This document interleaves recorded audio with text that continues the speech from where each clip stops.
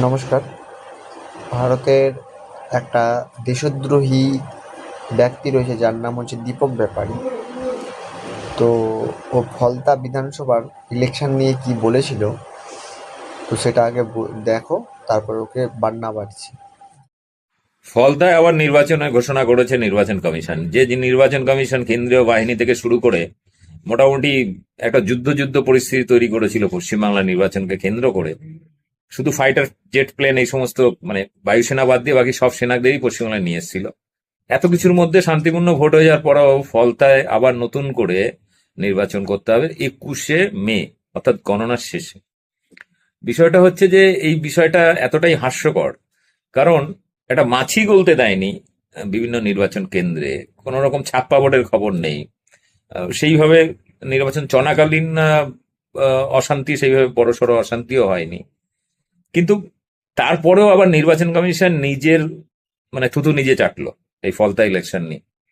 তো এই বিষয় নিয়ে একটা হালকা করে চাটন দিয়েছেন কুণাল ঘোষ।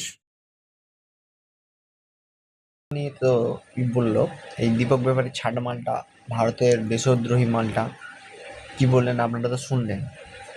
এই জানোয়ারটা হয়তো ভুলে গেছে যে ভারতের সেনাবাহিনী আমাদের নিরাপত্তার জন্যই এসেছিল, নাহলে তোদের মতো কুকুরের জাতি, তোদের মতো নোংরা নর্দমার কীটেরা মানুষকে অত্যাচার করে ভোট দিতে দিতিস না।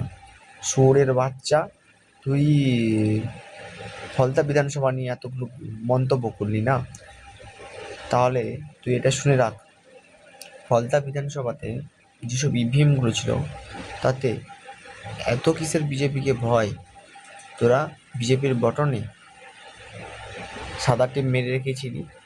শুয়োরের বাচ্চা দীপক ব্যাপারী।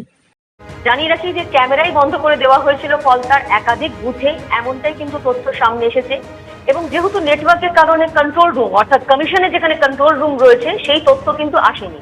এবং প্রিসাইডিং অফিসার বেলা 1টায় তথ্য দিয়ে জানিয়েছিলেন যে টেপ রিমুভড, সেটা কমিশনে জানিয়েছিলেন।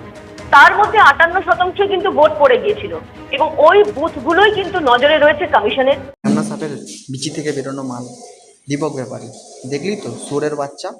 সেনাবাহিনী না থাকলে তোরা কি করতি? সাধারণ মানুষকে অত্যাচার করতে, তার উপর থেকে তোরা কি করতি? পুরো বুথটাকে দখল করে নিতি। তুই চাইছিলিস না যেটা তৃণমূল কংগ্রেস বুথটাকে দখল করে রাখুক? কুত্তার বাচ্চা, জীবনে তো শুধরাবি না। দেশের থেকে দেশদ্রোহী কাজ করছিস না, তোর পিঠে বাটাম পড়া এবং তোর তোর পিঠে ডিম থেরাপি দেওয়া উচিত। শুয়োরের বাচ্চা, তুই মরিস না কেন? বিষ খেয়ে নে, যদি বেঁচে থাকার না ইচ্ছে থাকে বিষ খেয়ে নে। শুয়োরের বাচ্চা, তুই যেখানেই যা, যে ভিডিওগুলো বানাবি এবার তোকে নিয়ে রোস্ট করা হবে। আর তুই আর ওই চটিচাটা কুণাল চোদা চোর, দুজনকে এক্সপোর্ট করা হবে। দাঁড়া, ওর কি বলছে শুনে নিন। প্রশ্ন এক, যে আপনাদের বজ্র আটনে কি তাহলে ফসকা গেরো? এত কিছু এত কিছু এত কিছু, তারপর গোটা ফলতা জুড়ে রিগিং হলো, আর আপনারা দিনের দিন ধরতে পারলেন না। তা 3 দিন বাদে গন্ডারের গায়ে সুড়সুড়ি দিলে 3 দিন পর হাসে। তো আপনাদের কি এত রিগিং হলো যে ডে অফ ইলেকশন ধরতে পারলেন না? প্রশ্ন 2, আপনাদের মুজরো সিংহাম, সে তো এত ডায়ালগ, সে দাঁড়িয়ে রইলো আর এত রিগিং হলো, তো ওকে আগে সাসপেন্ড করুন। তাহলে ও কেন পার পেয়ে যাবে? ওর অ্যাকাউন্টেবিলিটি কি? 3, এত কোম্পানি, সেন্ট্রাল ফোর্স, সেনা, আধা সেনা, তো তারা গোটা ফলতা জুড়ে রিগিং ধরতে পারলো না। ফলে যেটা করেছে নির্বাচন কমিশন সেটা সম্পূর্ণ রাজনৈতিক উদ্দেশ্য প্রণোদিত। এবং যখন যে সময় এই পুনর্নির্বাচনের নির্দেশ দেওয়া হয়েছে ততক্ষণে 230-এর বেশি আসন নিয়ে মমতা বন্দ্যোপাধ্যায় সরকার গঠন করে ফেলেছেন এবং ফলতাতেও আবার তৃণমূলের প্রার্থী জিতবেন। আপনাদের শুধু শুধু পণ্ডশ্রম হচ্ছে। আপনারা যে কাজগুলো করলেন, এবার প্রশ্নের উত্তর আপনাদের দিতে হবে। যদি এত রিগিং হয়ে থাকে তাহলে আপনারা ভোটের দিন রিয়াক্ট করলেন না কেন? মুজরো সিংহাম কি করছিল? এত সেনা, আধা সেনা, সাঁজোয়া বাহিনী কি করছিল? ঘুম ভাঙলো 3 দিন পর রাজনৈতিক ছক কষে। ফলে এটা প্রহসনের সিদ্ধান্ত নিলেন এই জ্ঞানেশ কুমার অ্যান্ড কোম্পানি।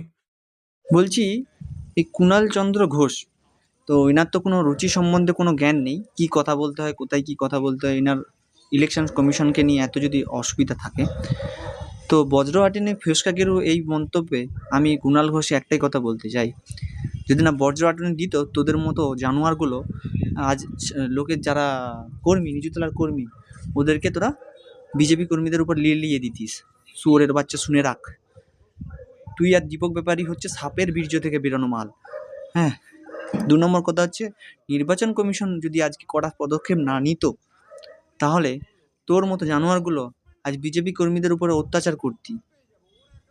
নাহলে তোদের করার মতো, তোদের সিলেকশন করার মতো নির্বাচন কমিশন যদি হতো, তাহলে তোরা যে কি করতি, এই ওয়েস্ট বেঙ্গল তো সর্বনাশের দিকে চলে যাচ্ছিল, তোর তো আরও সর্বনাশ করে দিতি, একদম শেষ করে দিতি। তোর মতো হারামজাদা একটা লোক কেন যে পৃথিবীতে জন্মায়, ভগবানের কাছে প্রার্থনা করুক তোকে তাড়াতাড়ি যেন না পৃথিবী থেকে তুলে নেয়। দেখুক তোর তোর মুখোশটা এক্সপোজড হোক, তুই কত বড় শুয়োরের বাচ্চা সেটা সবাই জানুক। কুণাল ঘোষ, তোকেই বলছি।